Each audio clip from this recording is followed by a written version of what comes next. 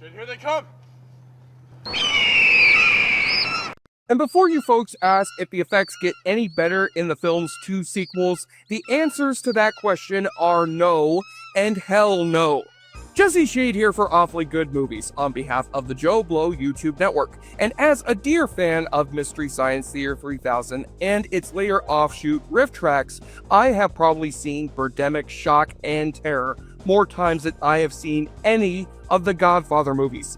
I mean, where do you even start with a film that was the result of a Silicon Valley software salesman turned aspiring filmmaker who went and saw Al Gore's climate change documentary, An Inconvenient Truth, and was moved to action to make what was more or less a modern-day remake of Alfred Hitchcock's The Birds, with an environmentally conscious twist, where global warming-induced bird flu has made the world's bird population turn on a small California town, in the midst of a solar panel salesman's utterly mediocre romance with a fashion model, and bringing death upon mankind in the form of cheap GIF animation.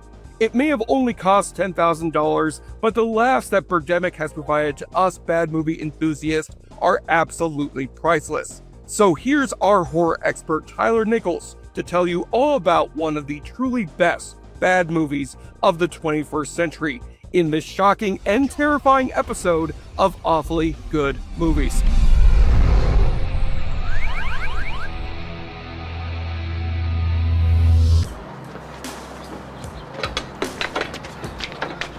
If you've been around the channel, you know that I've been putting myself through the ringer lately. Just pure crap after pure crap. And as someone that absolutely loves the so bad it's good genre, I needed a reminder of why I adore it so much. So I reached back into my trusty catalog and pulled one that brings me joy every time I see it. Sure, it's been done to death, but what's one more opinion on it? Because today we're getting into the bad bird effects, terrible acting. I'm scared. They killed my mommy. They killed my mommy. And quite possibly the greatest song ever made, as we swing helplessly into the air around us, taking a look at Birdemic, Shock and Terror. Hi! I think Birdemic is a litmus test for if you truly love bad cinema or not, because it's low quality in damn near every way, and it will really test the patience of those that simply aren't on board. But if you're watching this channel, I'm going to go ahead and assume that you're down for this insanity. I think what makes this so special is just how much earnestness there is from creator James Wen. I said Wen, not Wan. You got a fish! God, could you imagine? Live or die. Make your choice. This man clearly just wants to make a movie and is trying his best to make a good one. Shit! Shut the fuck! Perfect sense! And that just makes all that's to come even better, because I'm not sure that this man understands how life works, let alone movie making. Take this credit sequence for example, the most generic white text, oddly spaced, and in such a strange order. And rather than just a simple written by credit, we get a story and screenplay by credit. Okay, let's do it. Alright. I would have loved to have been in the room when Wen was creating these. And this all plays out against the backdrop of our lead character Rod just driving around for about 5 minutes. I get it, it's a nice car, but maybe show a bird nest or two to give us a hint of the impending doom. And the moment you think that the music is dying out, it just comes back in a loop.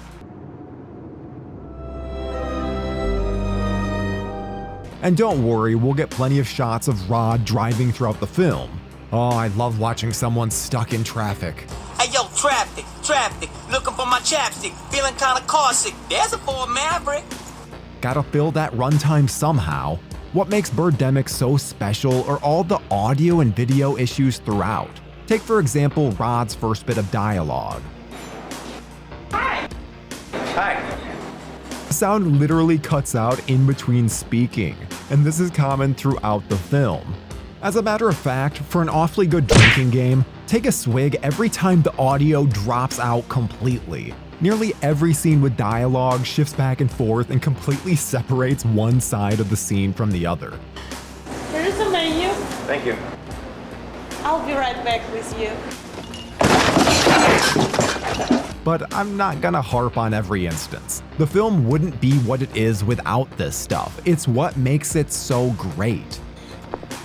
Run! Ramsey! She's dead! Now, Rod is such a stud that when he sees Natalie eating lunch by herself, he just creepily stares at her from the time she's eating all the way to when she walks out the door. I like it a lot. Is this the true trick to bag all the ladies? Move aside, Tim Meadows. This is the real ladies, man. Okay, I'm not gonna break this whole thing down scene by scene. There are some great commentaries that pretty much cover that already.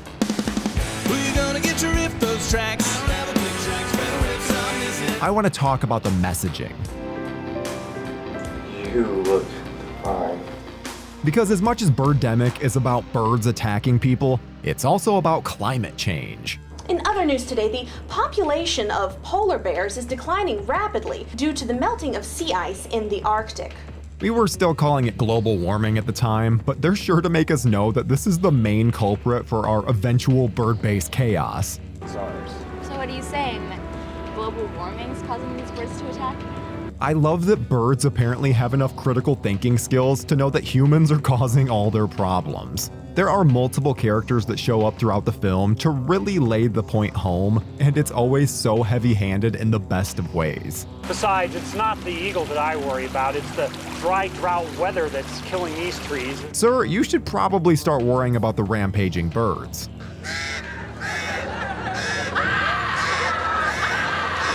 It also appears that James Wen is absurdly ignorant to how life works, kind of like how a child views being a grown-up. Boys have a penis, girls have a vagina. We've got Rod making $1 million sale and making a big deal out of it.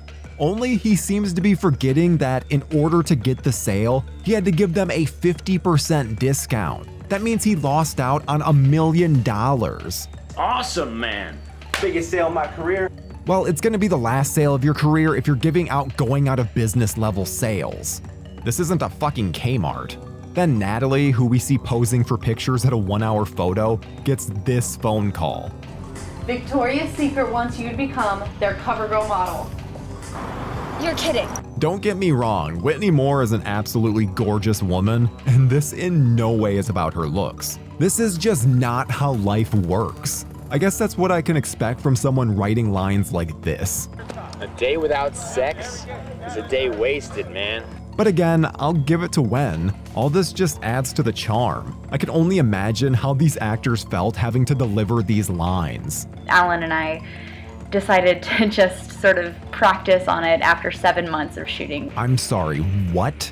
This movie took 7 months to film? Just to give you perspective, that puts this in the same boat as films like Titanic, Eyes Wide Shut, and even Apocalypse Now. I love the smell of napalm in the morning. That is nuts. And sure, you can say that since they had to film this on the weekends, it would obviously get dragged out a lot. But dear God, hardly anything happens in this movie. It takes a whopping 47 minutes before the birds of Birdemic are even introduced as threats. But boy, oh boy, is it glorious when they are. Wait, are these fuckers literally dive bombing buildings like they're suicide bombers?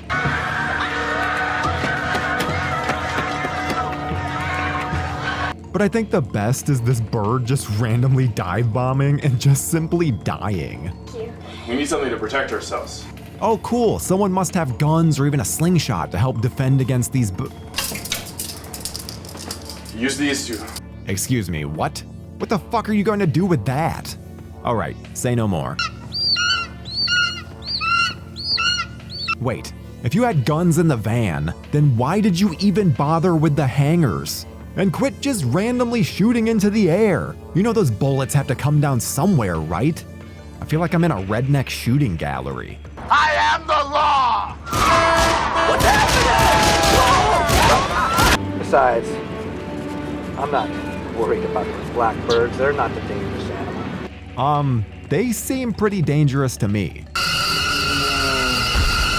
as top tier as these bird effects are, my favorite scene in the entire movie is when we're introduced to the greatest song in the history of cinema.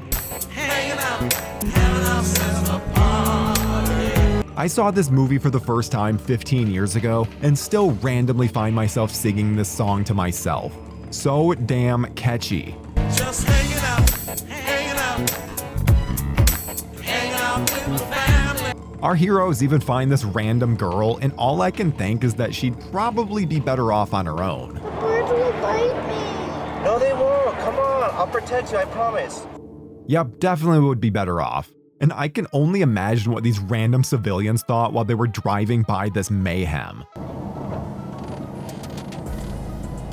Especially during the shooting scenes.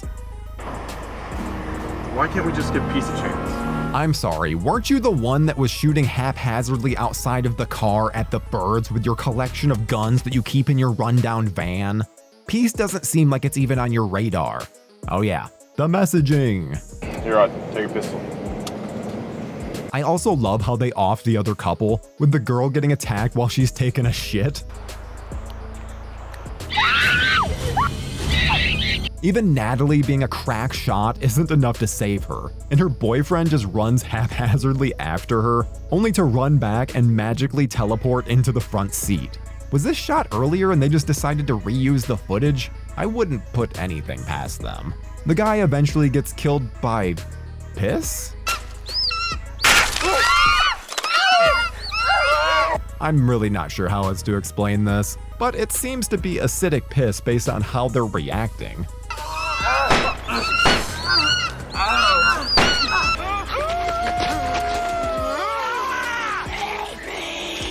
So much for peace. As much as the final act of this film is just our heroes running away and killing some birds, you kind of expect them to solve the issue in some kind of way. But no, the birds simply give up?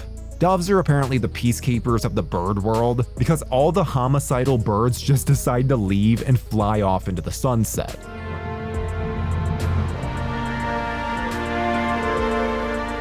Or maybe they just felt like they've killed enough humans and done enough damage that they've slowed down climate change? Or something? Who cares when we get moments like this? Birdemic is so glorious that it really has to be seen to be believed. It's fun, it's silly, and it's everything that the two sequels wish they could be. Man, this is gonna be fun. Because once you're trying to make a so bad it's good movie and are in on the joke, it just doesn't work. My. Thankfully, that wasn't the case here, and they gave us awfully good gold. Which is why I'm giving Birdemic, Shock and Terror an A. Do I really even have to explain myself? This is bad in all the right ways and endlessly entertaining. Sir, don't you know that these birds are attacking people? Few are able to reach the level of films like The Room. Don't worry about it, man. Don't touch me, motherfucker. Get out. But Birdemic does just that. What other films would you like to see us cover on Awfully Good? Let us know in the comments and we'll see you in the next one. Look, they're leaving.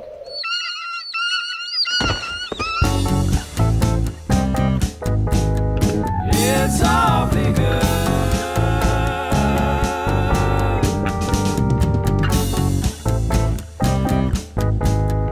It's awfully good.